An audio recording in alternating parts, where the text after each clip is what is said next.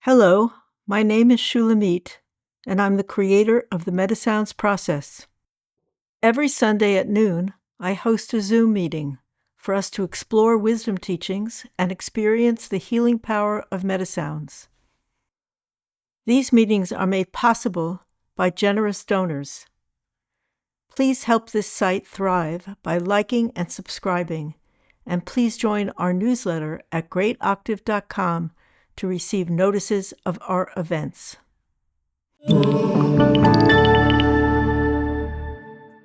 Good afternoon, everybody. Happy Memorial Day, I guess. It's very chilly, more kind of like late fall here. And it's funny, it's Memorial Day, and yet as a country, we don't seem to really remember anything, except maybe barbecues. Maybe that's part of our problem. We don't seem to have a shared history anymore that we discuss. Everything is completely in the moment. And yet we do have a history. Each of us, of course, and the nation, of course. And we have things that we can be very proud of and things that we can be not so proud of, which is true of our own personal lives as well as the life of nations and history and so on. So it's nice to consider, I think, maybe not on a daily basis, but that we do come from somewhere and we do have a history, and we are formed by our history, by our background, by our genetics, by the things that happen to us. But we also live in the present moment, or at least we should live in the present moment, not carrying too much of the burdens of the past and regrets and so on, or be too concerned about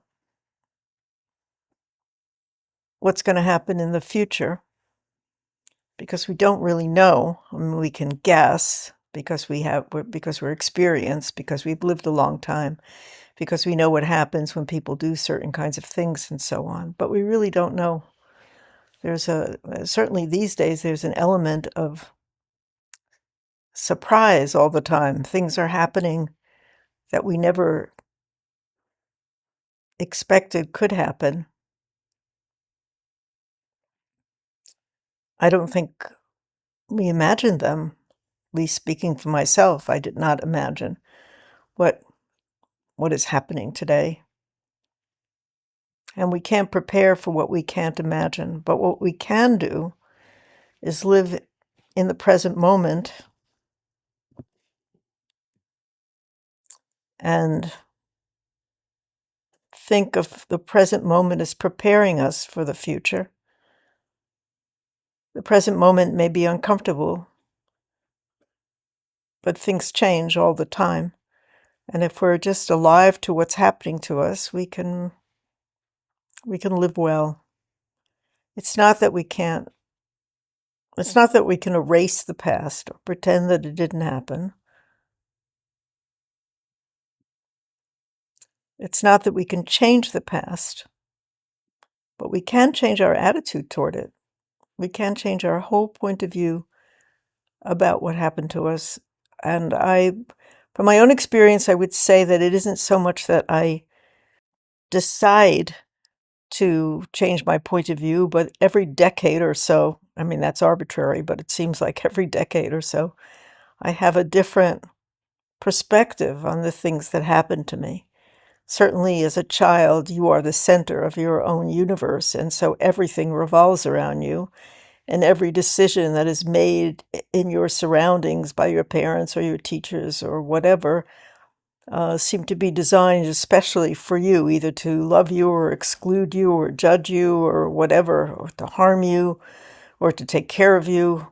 It's all about you, you, you, you, you. And then, as you grow up, you begin to discover there are other factors in the world and you're not the center of the universe. So your point of view changes about the people who raised you. Sometimes, at some point, you begin to see them as people who have gone through their own stuff and had lives long before you were born. And so you mature and you get different perspectives.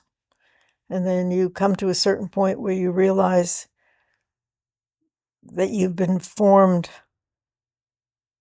and things have happened to you, but that you have made certain choices out of your will that have directed your life in a certain way. And that toward the end of your life, if you're fortunate, you can come to peace about all the mistakes you made and all the things that happened to you and look at your life as something a bit different, perhaps even as a lesson plan constructed completely for your benefit, to get you to learn, for you to grow, and for you to understand that you are not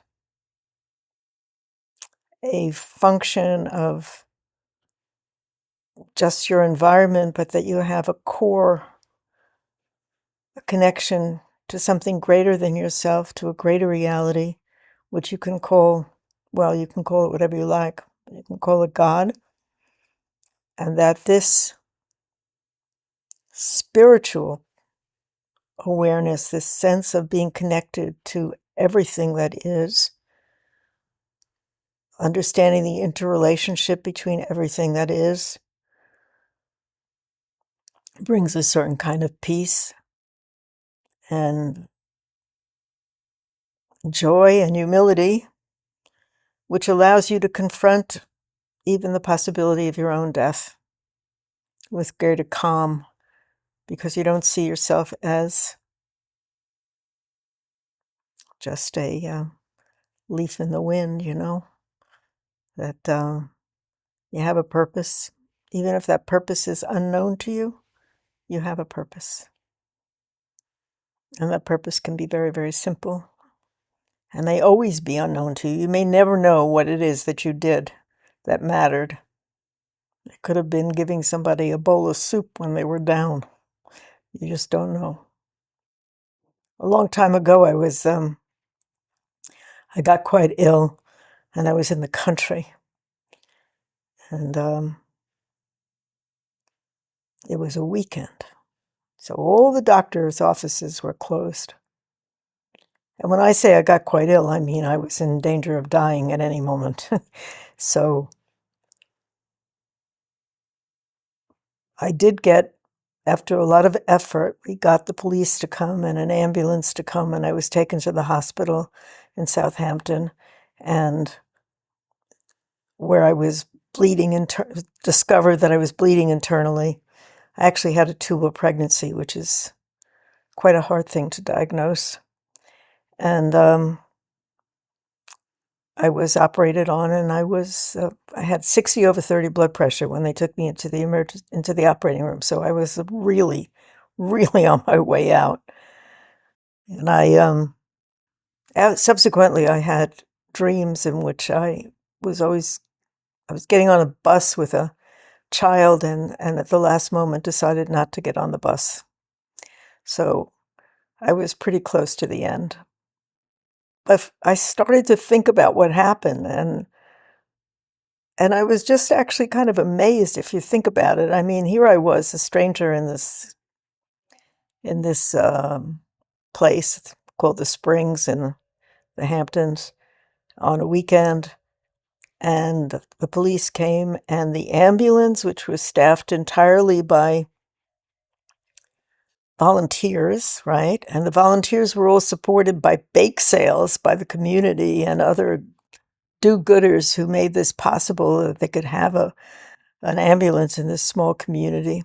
And that ambulance driver drove me to the hospital, where nurses that I never met in my life worked on me, and where a doctor who was operating happened to be delivering a baby in the hospital on that day, came down and recognized what was wrong with me. Actually, I recognized what was wrong with me. He asked me what was wrong, and I said, I think I'm pregnant. There's something wrong with the pregnancy. But what really pleased me was the sense that there was like this web of people, all of whom were unknown to each other and unknown to me, who all worked in concert to save my life. And I thought, I don't know, it just made me feel good about the connections and about the roles that we play that we don't think are serious or wonderful, but they are. Anyway, okay, I'm going to sound. Feel free to relax and close your eyes or do whatever it is that helps you. And then when I'm finished, there'll be an opportunity to just be in silence, to absorb the sounds, to continue your meditation.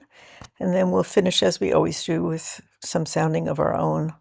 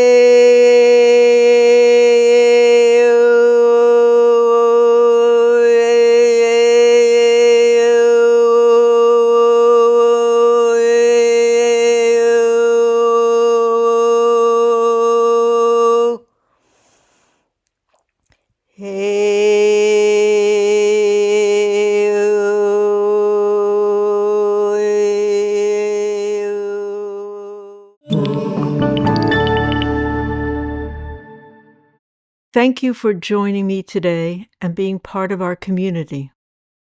I invite you to join us every Sunday at noon Eastern Time for the full live experience. Wishing you a wonderful week, and I look forward to connecting with you soon. Please don't forget to like, subscribe, and share. Visit greatoctave.com for more details about these webcasts, our newsletter, donations, and more.